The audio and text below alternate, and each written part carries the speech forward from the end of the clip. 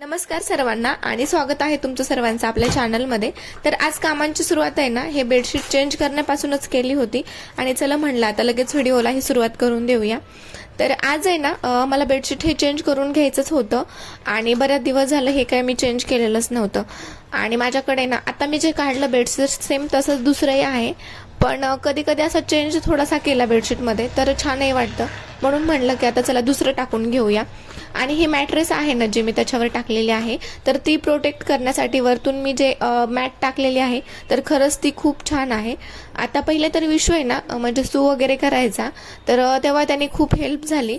आता बऱ्यापैकी नाही करत, तसं तर त्याला आणखी लक्षात येत नाही एवढं सूचं, पण खाली वगैरे होती त्याची सू त्याच्यामुळे आता चालतो वगैरे। तर पण पहिले जेव्हा तो खूप म्हणजे 1 ते 1.5 वर्षाचा होता तोपर्यंत खूप ह्याने हेल्प झालेली होती मला।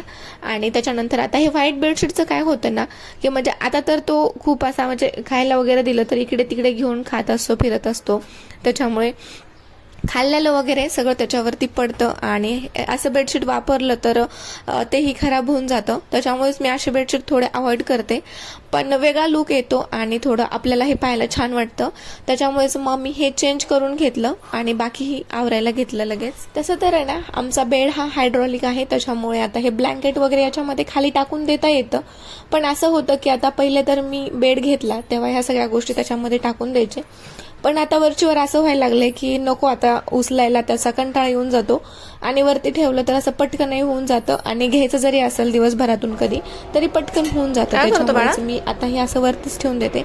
आणि आवरल्याच्या नंतर फ्रेश छान बेड असा झाला होता माझा। आणि हे बघा आता बाळाला आहे ना अशी मला मदत करायची असती, तर आता इथे दुधाची पिशवी ठेवलेली होती तर याच्यामध्ये दूध आलेलं होतं, त्याला तेच वरती घ्यायचं होतं ओढून, त्याच्यामुळेच आमची एवढी धडपड चालू होती। आता हे हाताला येत नव्हतं आणि मी आल्याच्या नंतर असं माझ्याकडे पाहणं चालू होतं। आता बऱ्याच वेळ प्रयत्न करून झाले पण हे काही येईना त्याला, तर आता हा माझ्याकडे आला आणि आता मला म्हणत होता की तू वरती ओढून घे म्हणून, तर म्हणलं चला आता थोडीशी हेल्प करूया त्याला आपण।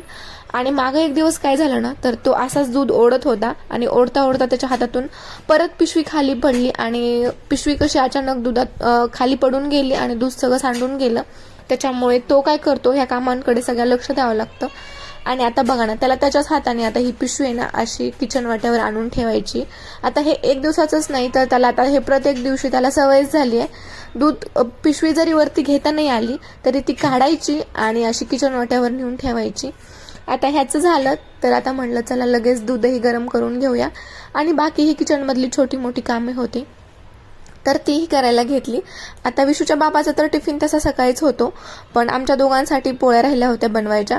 आता विशूचं काय थोडीफार खातो पण माझ्यासाठीच बनवून घ्यायची होती पोळी, तर किचनमधलं आवरलं लगेच भांडी पण होऊन जातात आणि बाकीचं कामही सोपं होतं, त्याच्यामुळेच पहिले तर इथे पटपट पोळ्या करून घेतल्या। आता त्याच्यानंतर आहे ना बाळाचं हे बघा, आता त्याने ना लिप बाम घेतला त्याच्या हातानेच। आता माझं काम इकडे ते चालू आहे तोपर्यंत त्याने लिप बाम घेतलाही आणि असा पूर्ण गालाला लावून घेतला बघा। आता वस्तू ह्या कुठे पण ठेवलेल्या असो त्याच्या कधी हाताला लागतात आणि कशा भेटतात हे काही कळत नाही आणि केल्याच्या नंतर हे सगळे कामं दिसतात। आता झाल्याच्या नंतर तर यांना काही बोलता येत नाही, शेवटी आपल्याला ते सगळं आवरणं असतं आणि शांत बसून सगळं व्यवस्थित करणं असो। आणि ही जर वस्तू आपण हातातली घेतली तर त्यांचं रडारड चालू होतं, त्याच्यामुळे त्यांच्या हातातच राहून द्यावे लागते।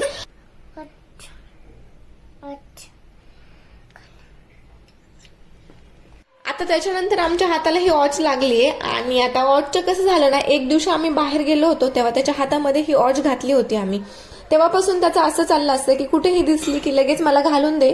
आता घातली तर तो रात्रभरही काढायला तयार नसतो, आता त्याला आंघोळ घालायची असते तेव्हा कशी तरी त्याच्या हातातून ती काढावं लागते आणि चुकून हुकूनही त्याला परत ती दिसली तर ती परत त्याला घालून पाहिजे असते, असं त्याचं काहीतरी चालू असतं। काय लावतो तोंडाला? लिप बाम तोंडाला लावायचा असतो, लावायचा असतो। विशू खराब होतंय का ते सगळं? इकडं बघ, इकडं दे, माझ्याकडं दे, खराब करू नको, दे लवकर।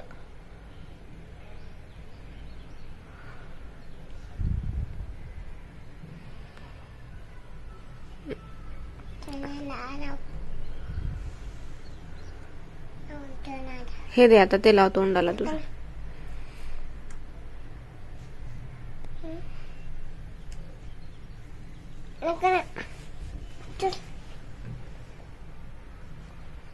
दे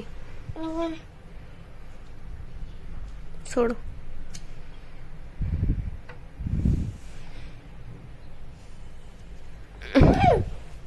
विशू इकडे बघ. विशू इकडे बघ.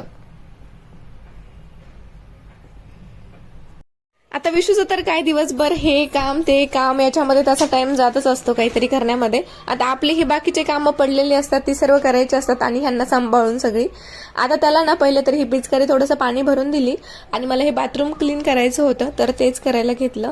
आता 3-4 दिवस झालं मागचे मी काय बाथरूम क्लीन केलं नव्हतं, त्याच्यामुळे बरीचशी घाण साठली होती आणि आता सतत बाथरूम मध्ये जाणं येणं होतं. आता विशूचं पण शिवसू हे दिवसभर चालू असतं त्याच्यामुळे माझंही खूप जास्त जाणं येणं होतं. त्याच्यामुळे बाथरूमही क्लीन पाहिजेच. जसं आपलं घर क्लीन पाहिजे तसं मला बाथरूमही क्लीन लागतंच आणि हेच मी साफ करून घेत होते.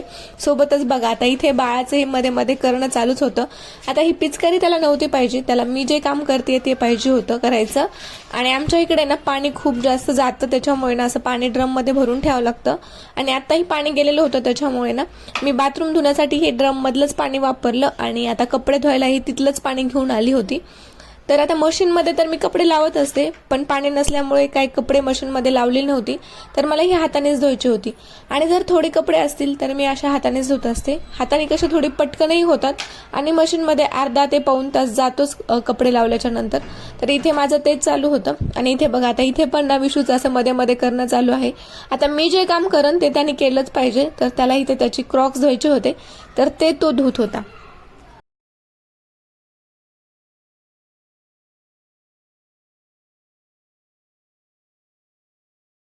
आता इव्हिनिंगला ना विशूला मी थोडंसं खाली फिरायला घेऊन जात असते आणि तेव्हा जाताना हे क्रॉस घालून नेत असते. त्याच्यामुळे काय होतं ना की हे क्रॉस खूप जास्त खराब होतात आणि प्रत्येक दिवशी धुतल्याने ना म्हणजे छानही स्वच्छताही राहते आणि त्यालाही थोडंसं हायजीन मेंटेन राहते. त्याच्यामुळे कपडे झाल्याच्या नंतर आता हे काम माझं दर दिवशी कंपल्सरीच झाले. आणि आता कपडे तर हाताने धुवून झाले होते पण स्पिन करायला मी मशीनमध्येच टाकणार होते तर तेच टाकून घेतले. तर आज आहे ना माझी बरीचशी कामं झालेली होती. आता कपडे धुण्याच्या आधीच आहे ना मी फरशी पुसून घेतलेली होती आणि तेच राहिलेलं पाणी आहे ना इथे मी बाल्कनीमध्ये असं टाकून घेतलं आणि कपडे धुतल्याच्या नंतर बाल्कनी क्लीन करायला घेतली. आता झाडांमुळे काय होतं ना की सगळे कुंड्या इकडच्या तिकडे करून सरकून अशा म्हणजे त्याच्या खालचंही असं क्लीन करून घ्यावं लागतं. याच्यामुळे बराचसा वेळ बाल्कनी क्लीन करायला जातो आणि पाणी जर टाकलं तर सगळं माती खाली बसून जाते. त्याच्यामुळे असं माती माती वगैरे पण होऊन जातं सगळं बाल्कनीमध्ये. असं आठवड्यातून 1 ते 2 वेळेस अशी क्लीन करून घ्यावीच लागते. आणि विशू कसा म्हणजे दिवसभरातून 2 ते 3 वेळेस बाल्कनीमध्ये येतो आणि इथंच खेळत बसतो त्याच्यामुळे हे क्लीन मला करावंच लागतं.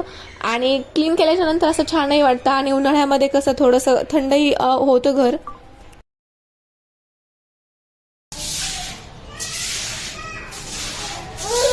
सर्व कामे तर झालीच पण याच्यानंतर आहे ना माझी वेळ होती जेवणाची आणि बघा जेवणामध्ये मी असं टोमॅटो कांदा आणि मुगाची पातळ भाजी केलेली होती आणि त्याच्यासोबत आहे ना उसळ पण होती आणि वरण भात असं माझं जेवण होतं.